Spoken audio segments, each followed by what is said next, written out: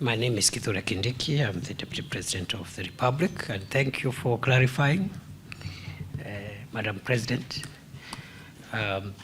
Please, that there is no tension between the Deputy President of the Republic and the President of the Guild. The President remains President, isn't it? So all protocols observed. I'm delighted to officiate this convention, the seventh of this kind. This conference, or this convention, brings together media, representatives of government like myself, academia, civil society, technology companies, and all of us are here to define the future landscape of journalism in our nation. This rich mix of participants here today is an important ingredient in offering a holistic approach to the issues of discussion during this convention. The media is a powerful instrument for advocacy and education of the masses. With its tentacles in almost every home state, the media shapes not only the opinions but also the beliefs of citizens. So I want to encourage you to avail yourselves for consultations, collaborations, and constructive criticisms. And I like what the speakers who spoke here earlier on, the President, the CEO, and of the Media Council, and the President of the Forum. There are so many presidents around. So, of the African Forum, Oga, we hope we can collaborate and see how we learn from each other, improve on what is available, and make sure that we build our country. I like what has been said about, one, we don't need to agree. It's not even in the interest of the country that all of us agree. We need alternative voices. We need a plurality of opinion and voices. What we must guard against is disagreeing in a manner that jeopardizes our broad national interest.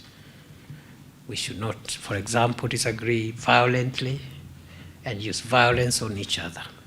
Therefore, Madam President, I know you, it's fine, you don't have to stand. I know it is, I know that clip you showed here was deliberately prepared.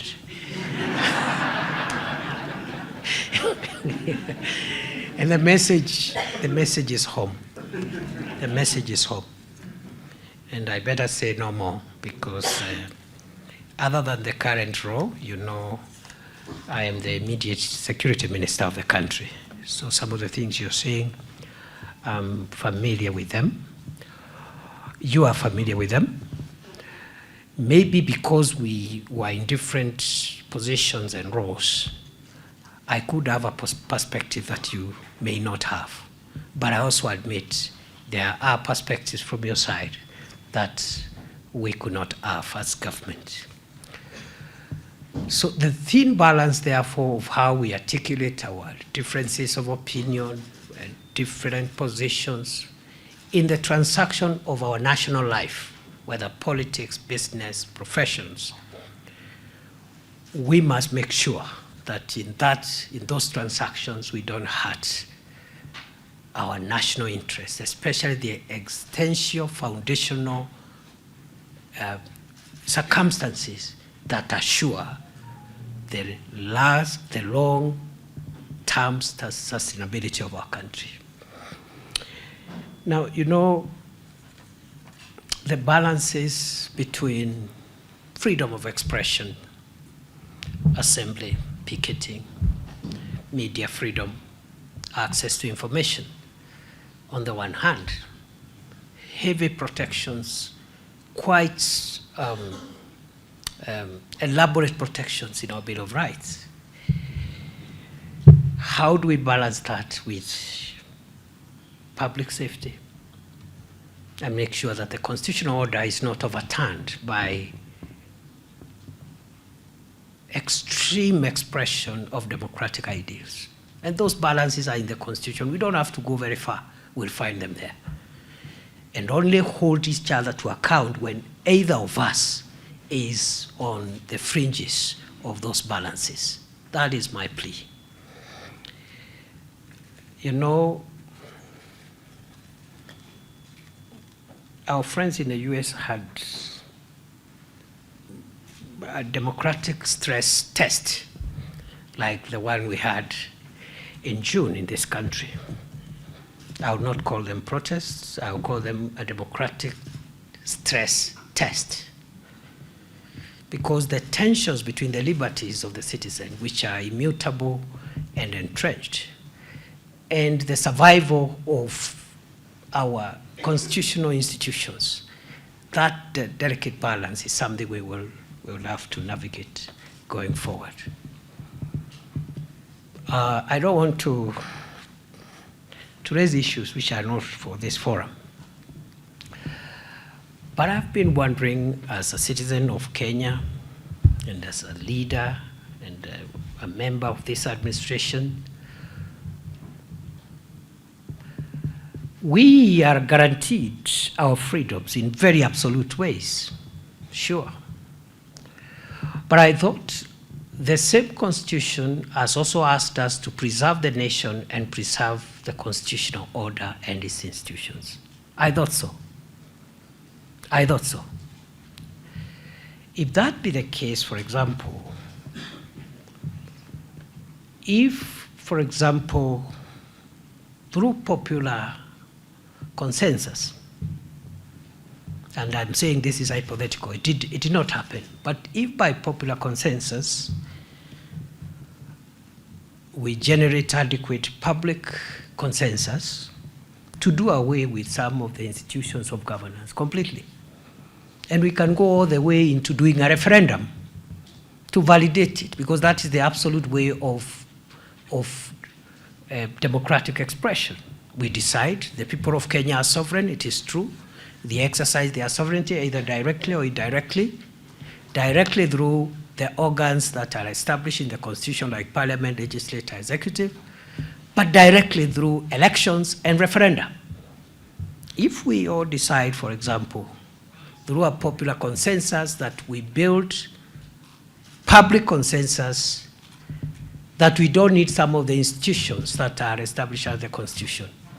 It is popular, it is in the public interest, but I don't know whether it is in the national interest, for example, hypothetically, to abolish the judiciary. Because you can do that in a referendum. You can do that in the referendum. The people have decided we just need two arms of government, for example. We don't need an arm of government that deals with disputes between citizens and among each other, or between citizens and those who are responsible for running government institutions. So it's food for thought, and I know, I believe, and I really hope I'll be invited again, because these are things I would want us to spend a bit of time informally discussing. Informally. It costs nothing to exchange views. And you don't have to take my views. I also don't have to take all your views. Yeah?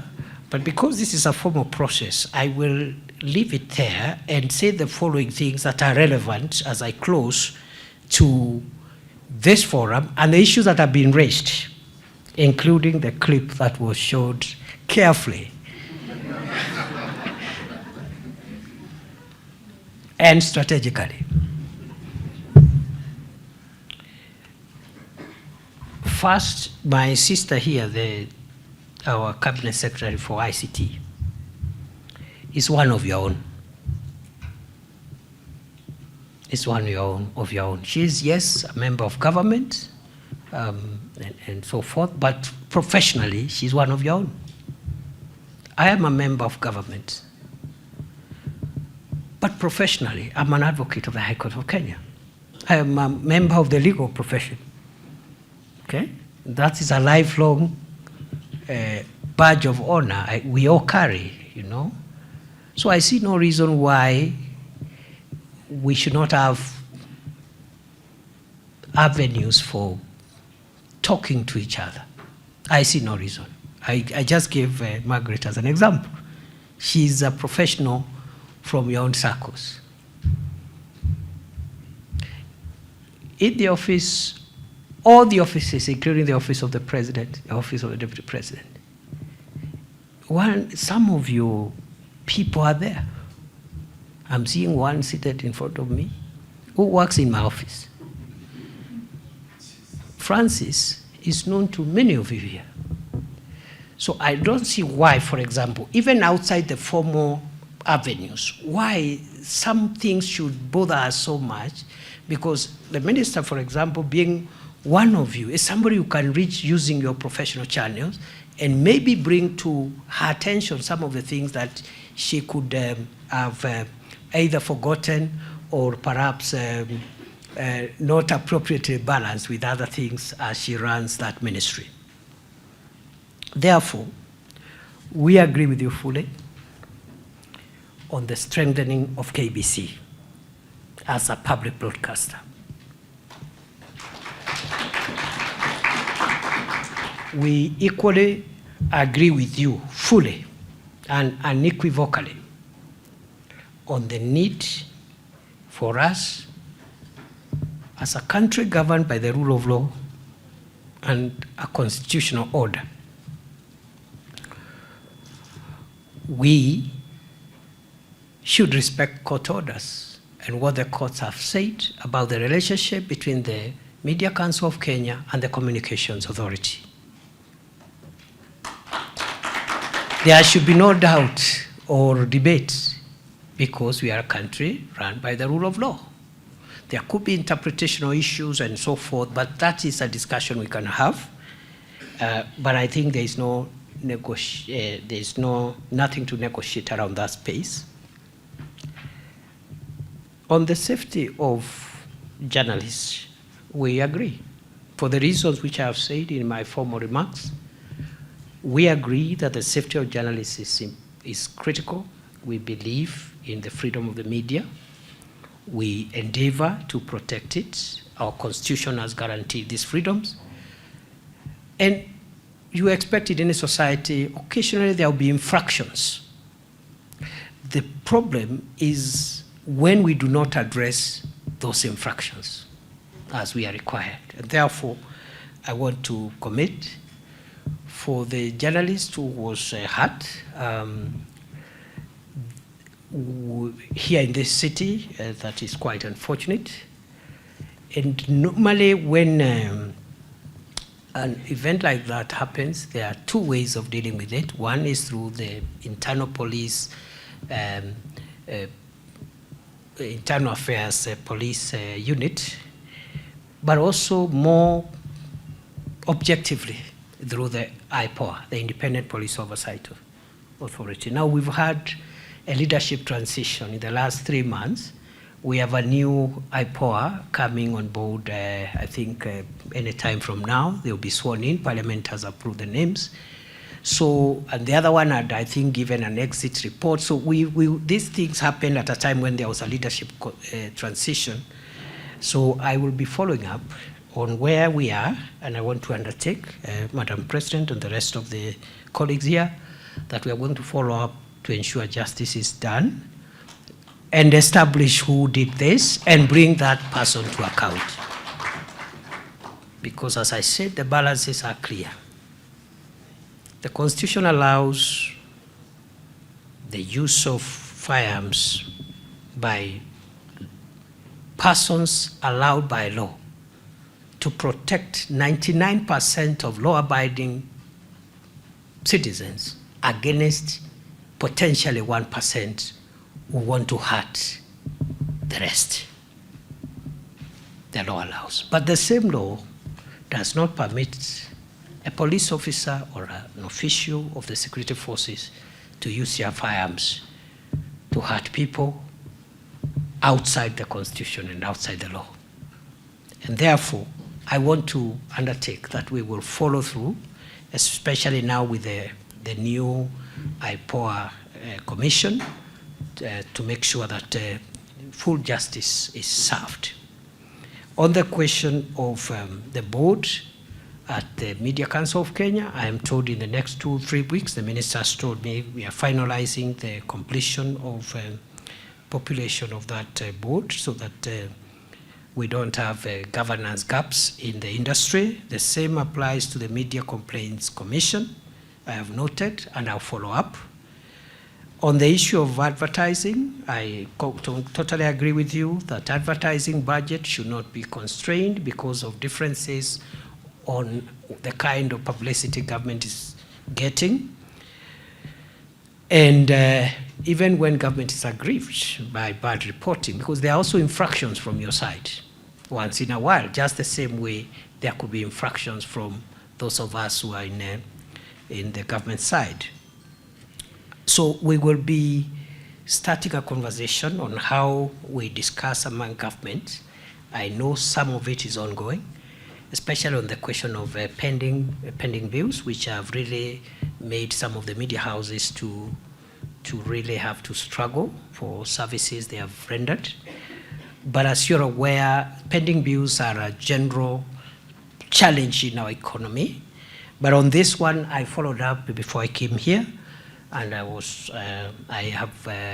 can commit that we are doing all we can to clear in its entirety the portfolio of the pending bills in the media industry, to make sure that government doesn't paralyze the operations of media outlets. There is also the issue of advertising and other things, and then restrictive advertising, and also the need for a media center. I have and tax reliefs. We have captured that. So I would propose that both using the formal and informal channels, we can be able to. I've already given you already. In my office, Francis works for Government of Kenya and he's with me all the time. So if we wait for the normal government procedures for matters that are urgent to be brought to my office, it may take time. But if you reach out to Francis, there's nothing wrong with that. We have this, inform the Deputy President, we have this issue. It's a faster way. The minister here is one of your own. You can reach out to her, even directly. And I think for me, that's the best way to handle some of these things. And it doesn't compromise anything. We still are who we are, and we respect each other's space. Then, as I end, you have raised two very important things, Madam President and the other speakers. I have spoken to one of them, and that is the need to fight corruption and the need for accountability by government to make sure that public resources are not stolen, they are not diverted, and they don't benefit private people, because that's unlawful and unconstitutional. That's one of them. You did hear the President on the State of the Nation address. He made it very clear that we must heavy lift, the country must heavy lift on the fight against corruption. We cannot sustain this country like this anymore. Something has to give way. The same way we've made difficult economic decisions in the economy, and that's why there has been a bit of unease, because some of these decisions have their side effects, especially at the initial stages. We must also heavy lift on the fight against corruption, using the hard ways, like the ones I said, jailing people and so forth.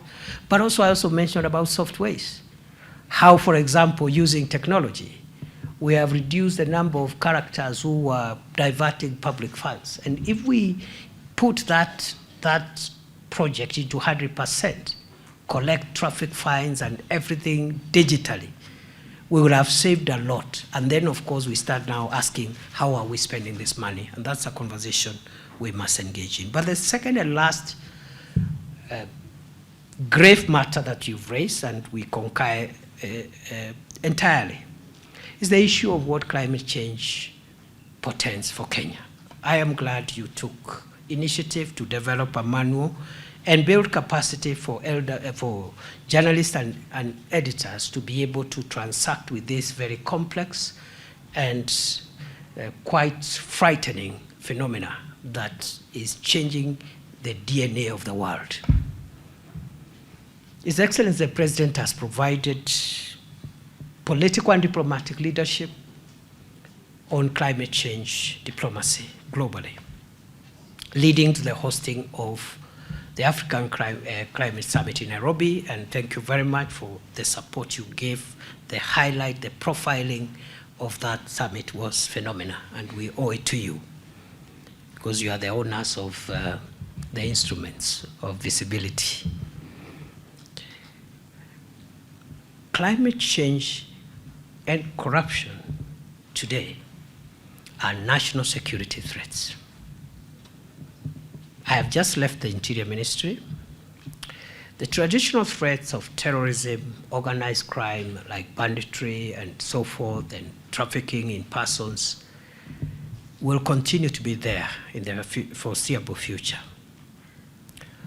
But additionally, in our national security priority list, corruption, because of the effect it has on economies and sustainability of the nation, and climate change are part of the national security matrix. And when I mean national security, I mean extension and survival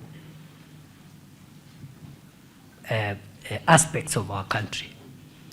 The DNA of the world, including Kenya, is changing because of very, very, very hostile and brutal effects of climate change. Severe droughts, severe floods, displacement of populations and communities, resource conflicts, everything in between, even diseases.